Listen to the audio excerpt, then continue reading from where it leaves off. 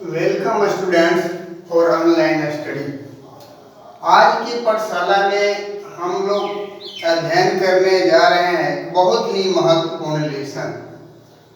आप कभी भी किसी भी ग्रामर की किताब को जब पहला पेज पलटिएगा तो वही लेसन मिलेगा। इससे पता चलता है कि यह हमारा लेसन कितना महत्वपूर्ण है। उस लेसन का नाम है parts of speech. Parts of speech जो लेसन है अंग्रेजी सीखने के लिए बहुत ही महत्वपूर्ण भूमिका निभाता है। पार्ट्स ऑफ स्पीच का मतलब होता है शब्द भेद। सबसे पहले हमें यह जानना है कि शब्द भेद है क्या चीज। ये अंग्रेजी में जितने भी हमारे शब्द हैं उनको गहन अध्ययन करने के लिए 8 भागों में बांटा गया है। उसी को हम लोग पार्ट्स ऑफ स्पीच के नाम से जानते हैं। All the English word in English language has been divided into 8 main group. These are called parts of speech. Also they are used in our sentence according to their work. These are called parts of speech. If a person has well knowledge about parts of speech, that can speak English and understand it very well. So, dear student, you have to be careful during the study of parts of the speech.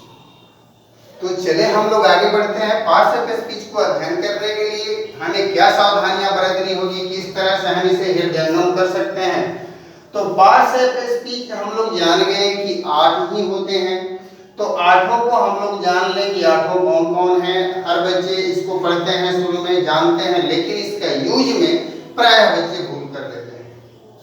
8 होते हैं जो noun, pronoun, verb, adverb, adjective, preposition, conjunction, interjection. इसको हिंदी में भी जान लेना है। किसी भी हम सेंटेंस को जब लिखना शुरू करते हैं तो हमारा कोई ना कोई यही वर्ड काम में आता है।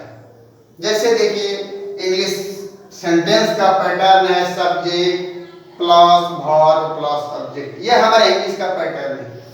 तो सब्जेक्ट हमारा नाउन भी हो सकता है, प्रोनाउन भी हो सकता है, एडजेक्टिव भी हो सकता है।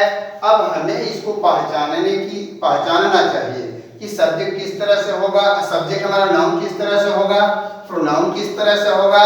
जैसे एक बार हम देखते हैं राम किताब पढ़ता है, राम रीड्स बुक। इस सेंटेंस में सब्जेक्ट हमारा जो है एक नाउन का काम करता है, नाउन है।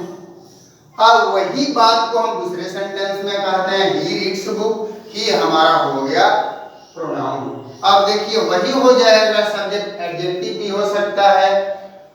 एक अच्छा लड़का किताब पढ़ता है, एक गुड बॉय रीड्स बुक। तो इस तरह से सब्जेक्ट हमारा नाउन भी हो सकता है, प्रोनाउन भी हो सकता है, एडजेक्टिव भी हो सकता है। तब हमें यहाँ यही ध्यान देना है कि कैसे हम इसको समझेंगे। Noun, pronoun, verb, adverb, adjective, preposition, conjunction, interjection. यदि हम सारी वर्डों का यूज जान जाते हैं तो हमें अंग्रेजी समझने में और लिखने में किसी तरह की कठिनाई नहीं होगी। अब यहाँ हम लोगों को देखना है प्रोनाउन।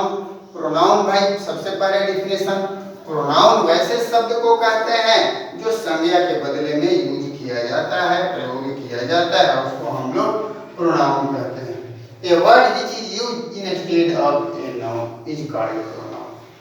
अब तो पहचानना आसान हो गया होगा। इसी तरह से हर शब्दों का डिफिनीशन हम लोग जान लें और उसको वाक्य में समझने लगे। यदि हम सेंटेंस को पढ़ें, किसी भी कहानी को पढ़ें और ये समझने लगे कि ये हमारा वर्ड जो है नाउन के क्लास में आता है, प्रोनाउन के क्लास में आता है, उसको किस तरह से हम यूज करें, तब अंग्रेजी समझना या बोलना हमारे लिए आसान हो जाएगा। अब डिटेल्स में इसको एक एक करके हम लोग अगले दिन देखेंगे।